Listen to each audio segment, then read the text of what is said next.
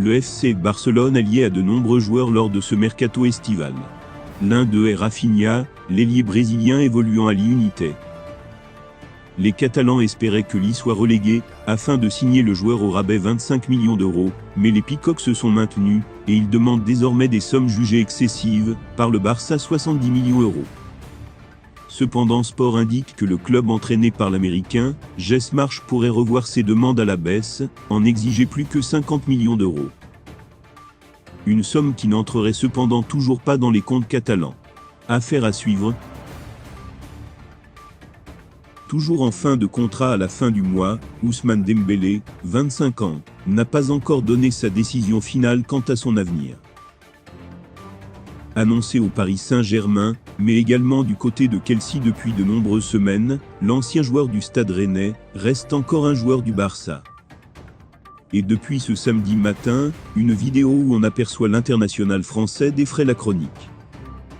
Si cette information largement diffusée sur les réseaux est à prendre avec des pincettes, elle en dit beaucoup sur le choix final du Français de 25 ans. Interrogé à un feu rouge par un fan lui demandait s'il comptait rester au Barça, l'attaquant des culés semble lui répondre « Je vais bien à Barcelone ».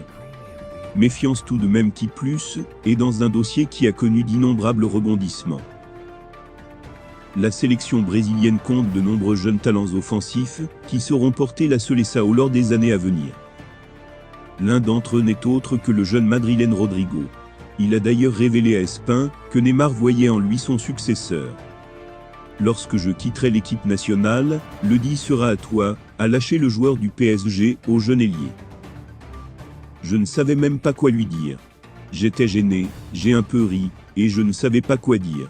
Je lui ai dit qu'il devait jouer un peu plus longtemps, que je ne voulais pas maintenant, et ainsi de suite. Et puis il a ri. Neymar fêtera ses 31 ans, quelques mois après la Coupe du Monde au Qatar, sa dernière avant de laisser la place aux plus jeunes,